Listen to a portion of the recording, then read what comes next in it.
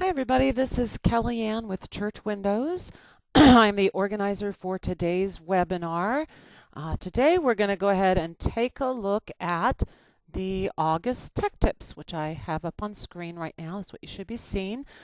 Before we get started, a few tips for anyone new to using the GoToWebinar software. You should have a toolbar, and on the side of that is an arrow, a red or an orangish arrow. If you click that, it will minimize that toolbar so it's out of the way and you can see what's on screen.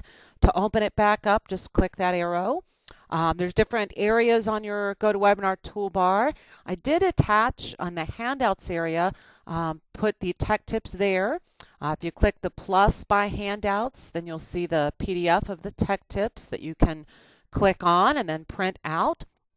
I'll also here in a minute show you where you can find those on our website as well.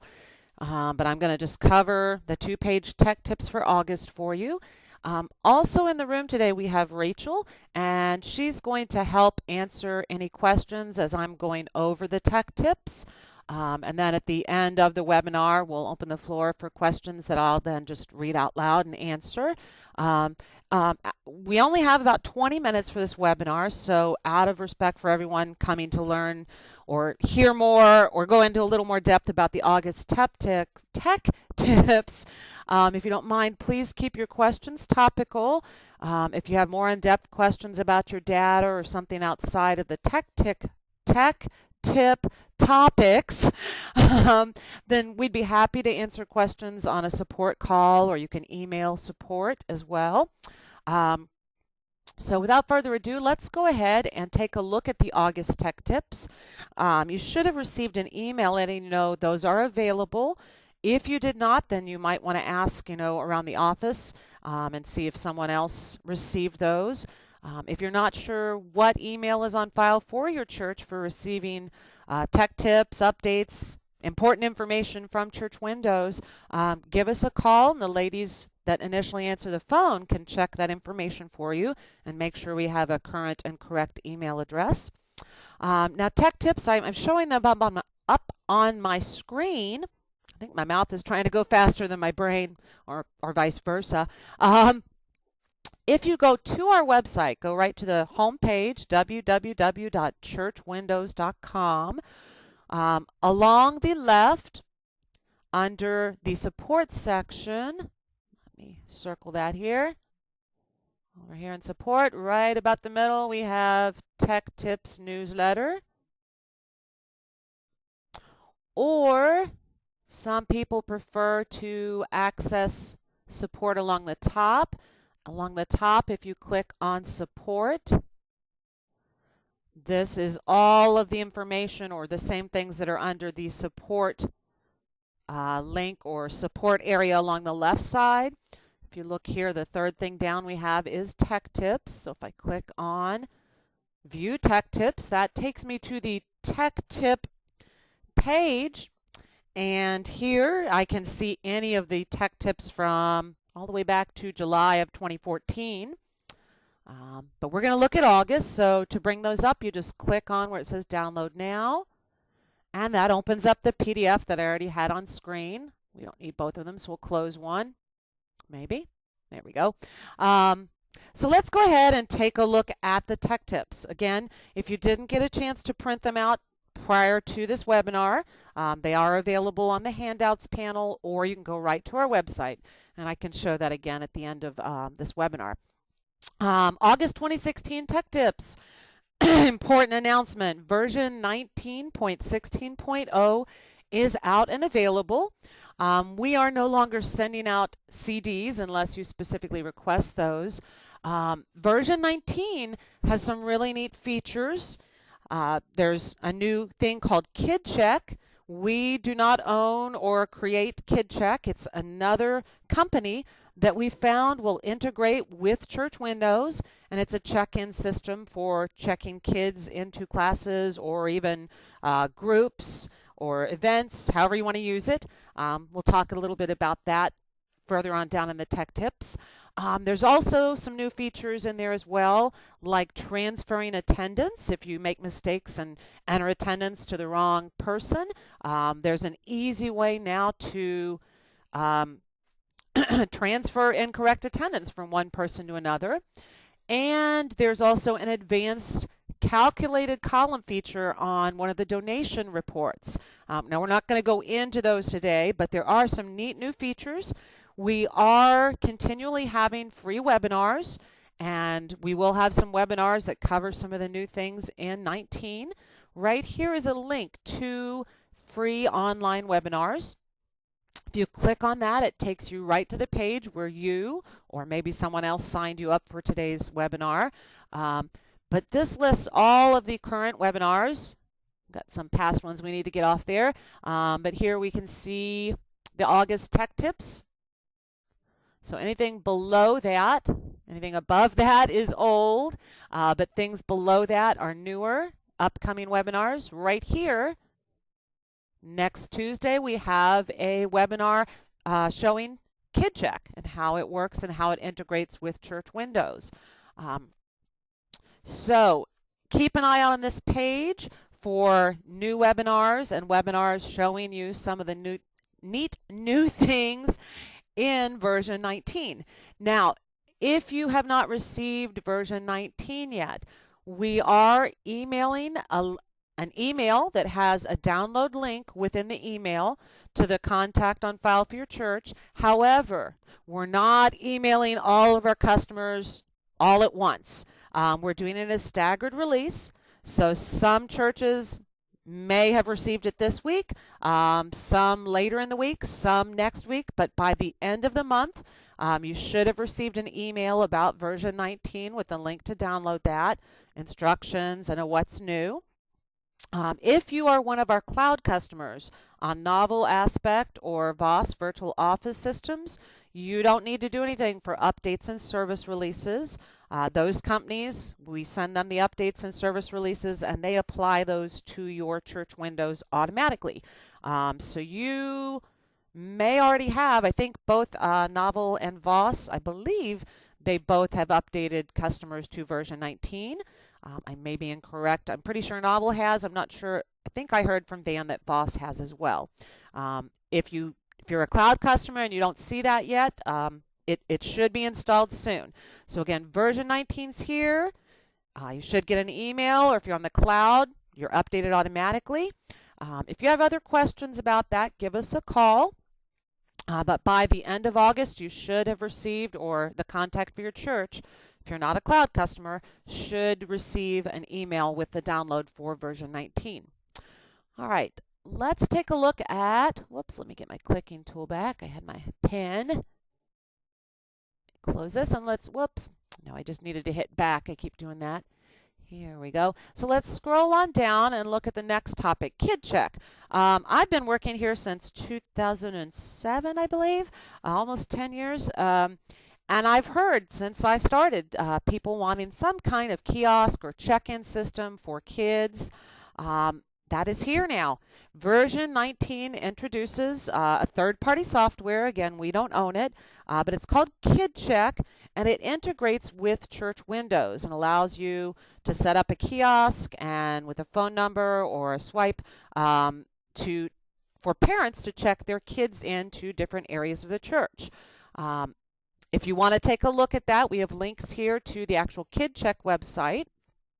If I click on that, it takes you to KidCheck. And remember, we don't own KidCheck, so we don't know all the ins and outs about it. We know how it integrates with Church Windows and how to work the Church Windows end, some of the KidCheck end, but there's a lot of things in KidCheck you can do that are outside of Church Windows that if you have, specific questions, you end up using KidCheck and have specific questions about things in KidCheck. That's where you want to call the KidCheck support because, again, they're totally separate from Church Windows, but it does integrate with Church Windows. Now, I'm just going to hit back here. You can see there's request a free demo, so you could click right on that if you want to try a demo. Or within the Tech Tips, there is a link here to click on for a KidCheck free demo. If you click on that, it takes you straight to their form page where you can fill in the information they need and request a demo, and they'll help set you up on a demo and test out KidCheck and see if it's something for you, see if it will work for checking in children to groups and classes and things like that. All right, so really glad to see that. Again, I've been here since 2008, and I know people have been asking for that since I started. So take a look at that if it's something that might work for you or you've been asking for that. All right, let's move on down to the bottom of page 1. Locked up is the topic here. A frequent call sometimes is someone calling because they've clicked next or they clicked print and nothing comes up. Oftentimes Windows, you'll get Windows updates on Tuesdays, and sometimes those change how your Windows operating system talks to church windows. Sometimes it might not be updates, but somebody was working in the program, minimized a screen, closed out without opening that back up, and the screen position is off or it's hidden behind something else. If you're ever clicking on a button and nothing happens, try resetting your screen size, and that could fix the issue, and then you don't have to wait on us to call you back and say, let's try this, and that fixes it. If we move on to page 2, each of the modules, membership, donations, and accounting, you can reset the screen size to default size and locations within each of those programs. You may have set some of your screens to a certain way you want them, and you don't want to do that. But if things seem to be hidden or not popping up when you need them, let's just go across the board. If we go into membership, to reset our screen size here, we just go to Special Functions and click on Reset Screen Size Position. A little window will come up asking, reset all membership screens to their original sizes and positions. If I say yes, then it's going to reset it to your default screens, positions, sizes, everything. This only affects membership. So if I say yes, this would reset all my membership screens to the default size and location. Donations, if I wanted to reset screen size and donations, I can go up at the top to Special Functions, and over to the left to Settings, and this actually brings up a new screen, and here I click this button that says Reset All Screens to Default Size and Locations. It doesn't ask, do you want to do this or anything? The button just goes gray or inactive, meaning it's done that for you. So I'll click OK there. If I wanted to do this in accounting, same thing as donations. I just go up to Special Functions, Settings, and I have a button here, Reset All Screens to Default Size and Location. So if I click that, now it's gone gray, meaning it did that function. And then I can say OK. All right, so again, if your screen seemed to disappear, or you hit print or next and the next screen or the print preview doesn't come up, try resetting screen size and position in that module and see if that fixes it for you. Again, it can save you having to call us, wait for a tech to call you back, and then get it fixed. Might be able to fix it on your own and keep on moving through your work. All right, next topic, top of page 2, is emailing from church windows. Once you set up your SMTP settings, we can do that in membership or in donations and statement. I'm just going to go into membership. And I don't do this often, so let me see if I can remember where. Oops, I'll go to reports and email if I'm going to do it through membership. Now, once you set up the SMTP settings, and if you're not familiar with emailing, that's the settings that allow church windows to actually communicate with your email provider and open up an email on that end. You have to, I'm not going to go through how you set that up. That's not really the topic. Once you've set it up, if you make changes to your email, if your username or your password changes, Church Windows doesn't know that. Lately, we've had a lot of people where maybe the email provider told them it's time to change your password, or they just changed it on their own. We've had a lot of calls lately where the email suddenly wasn't working where it was the week before, and it turned out to be something as easy as just needing to come into the settings they'd already set up and to edit the password and change it to your new password. So if you currently use the email and you have successfully sent emails from Church Windows, if you go over to your email provider and make changes to your login username or your password, then remember you need to come into Church Windows. And I don't have anything set up here, but if I had something set up, oops, yes I do. Let me choose it. I can choose whichever email settings I want, because you can set up different emails for different people.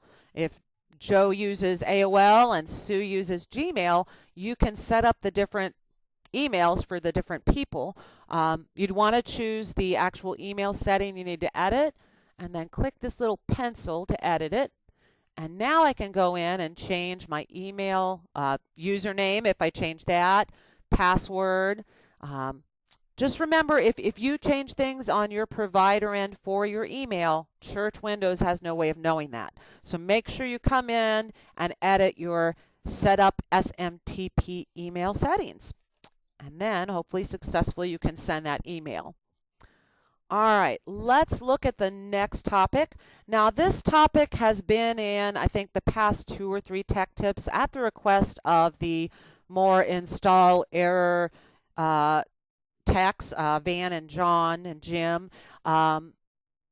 Windows 10, sometimes after a Windows update, Church Windows doesn't open and you might get an error that starts with object reference not set to an instance of an object. Something about that Windows update stopped the SQL Server, and that's something that is needed for Church Windows to run. I've even heard John saying to people, you know, it's Microsoft product and Microsoft turns it off. Don't know why Microsoft doesn't have it turned back on. But if you get a message similar to that, an error, we have a document here on restarting the SQL Server, and it walks you through where you go to turn that back on. So if you get an error message about object reference not set to an instance of an object, then take a look at the restarting document. Might be something this simple that you just need to restart that SQL Server so then Church Windows can run. Again, this could save you waiting for a tech to give you a call back. Trying to just restart that might fix the error, and then you're on your way working again. All right, and the last item in tech tips, at the request of many people here, I write the tech tips, and I've been asked to always, at the end of tech tips, include a little blurb about backing up. Backing up is very important. There is no automatic backup in Church Windows. If you have something like Carbonite or some program that backs up your computer, that's different than making a backup of just your Church Windows data. I remember when I used to go out on the road and do training, regional training, we'd always tell people, they'd say, how often should I back up? As often as you don't want to lose data. You never know when a computer could crash, get a virus, something could happen to a computer, and if you don't have a good backup, something I would even recommend getting a flash drive. Some churches will rotate and do a different flash drive for each day of the week and make a backup every day when they're done with their work. Having that backup, it only takes a few seconds, and it's a guarantee, almost 100% guarantee, that if something happens to your computer and it crashes, you have that flash drive of your data. You can call us. We can help you get Church Windows reinstalled on the fixed or new computer, and then we can take that backup and restore it into Church Windows, and you got your data right there. So again, a secondary backup never hurts. Let me show you real quickly where backup is and how easy it is to do. Within security, if you set up passwords, logins, and passwords, you can block people from restoring data, but there is no blocking people from making backups, because making a backup doesn't hurt anything. It's if you go to restore and you get a backup you made 2 years ago and you overwrite all your current data, that would be bad. So restoring, there is security deny or allow for that, but anyone can make a backup. You just click on admin. It's good to ask everybody to exit the network if you are networked, and you do have to close all the modules. If you don't, then when you click on admin and backup, it's just going to tell you close the other modules. But then I just click on the word backup. If you want to back up everything, you choose membership, scheduler, donations, accounting, or whatever's at the top. Then I can click on browse. I could choose my desktop. If you're going to back up to a flash drive, which again I highly recommend, they're so inexpensive compared to when they first came out. Just plug your flash drive in before you go here, and then if you scroll through this list, you'd see your flash drive. I don't have one in. Usually they're called like PK back. We'll just put it on the desktop, so we'll say desktop and click OK, and then I just click start backup. Again, making the backup doesn't hurt anything. I'm not removing data. I'm not changing my data. I'm simply making a backup of my data. So here we have a backup that was made on 7/12. I'm going to say yes. I want to overwrite that because this is a much newer backup. So we'll say yes. Now you probably will not have as many files as we do. You're going to see probably a couple hundred files when we're done here, and that's because we have so many different layouts for reports. Yeah, over 1,000. Probably every layout we've ever helped with ends up in the file. So you'll have a much smaller this files backed up. So if yours is a single-digit number, don't be shocked. We have lots of data on here. But let me go ahead and close this. And if we look on our desktop, here we have the backup CWMSDA that I just made on 8/24 at 2:21 p.m. All right, so very easy to make a backup. Highly recommend it. That's why we have it in every Tech Tips. All right, and that is the end of what I wanted to show you today for Tech Tips. Again, if you came in a little late, the Tech Tips are attached to your GoToWebinar toolbar in the handout section. But if you don't get to print those out before I close the room, if you just go to the Church Windows website,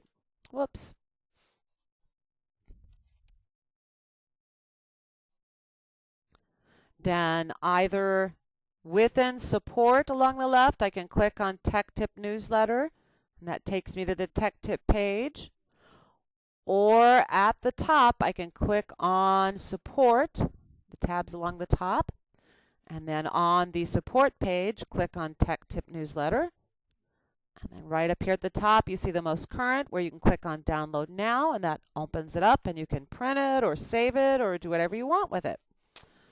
All right, are there any questions over the Tech Tips for today or for August? If you have a tech tip or something that you think saves you time or is useful, that might help out other users, definitely feel free to suggest those.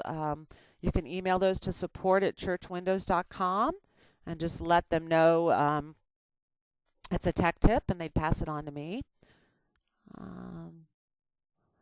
Somebody asked, how many cloud users do you have, and is that easier? I do not know how many cloud users we have. The ladies up front handle billing, and I don't usually take cloud calls, a lot of them, especially if it's dealing with installing. That's not my area. So I don't know how many cloud users we have.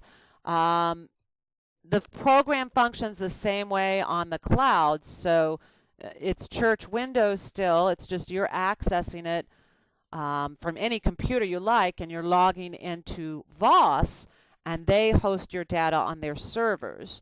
So it's the same program. There are few little things that are done differently when you're exporting, but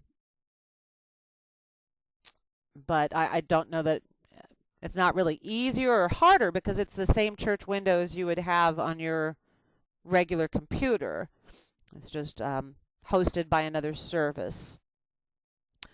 Someone said, what version do I need to be on before changing to version 19.16.0? Not certain. I would have, if you want to email or give us a call. I don't know if Rachel knows that. If you could, Rachel, if you could ask Van. I know he's close to you there. Maybe she can get an answer from Van or Robert before we're done here. I know some versions you have to be on a certain version before you can update. I'm not sure if you can jump right from like 17 to 19, so hopefully Rachel can get an answer real quick. Somebody asked, the cloud, tech-wise, is this an advantage?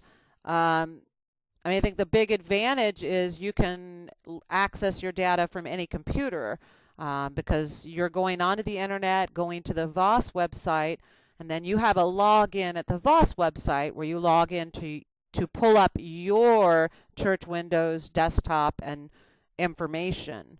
So, the advantage is you can log in from any computer anywhere, but you have to purchase seats. It does cost a little more, and only one person can be in at a time if you only have one seat.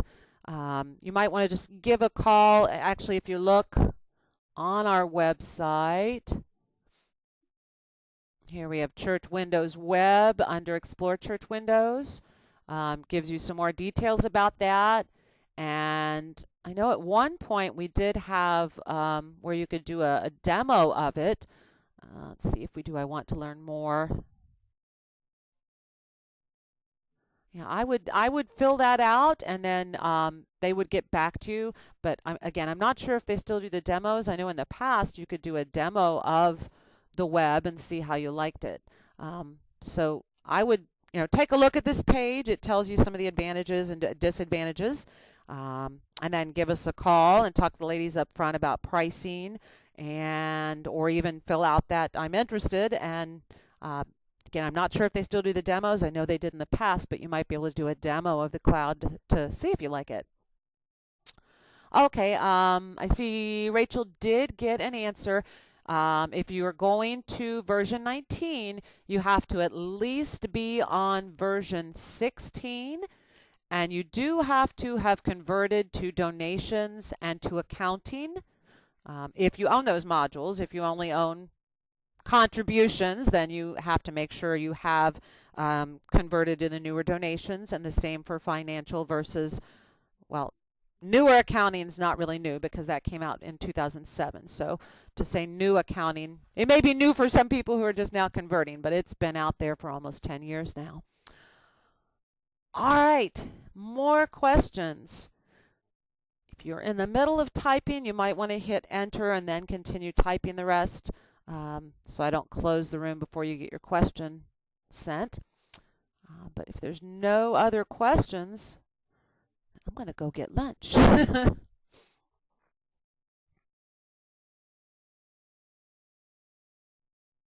right, and you're welcome, Heidi.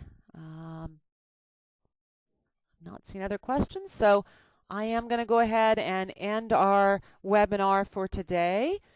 If you think of a question later, you can always call support or email support@churchwindows.com. Thanks for attending today's webinar. Hope you learned something. And again, those tech tips are available on our website to print out if you want a copy of those. Thanks again, and everybody have a great day. Bye, everybody.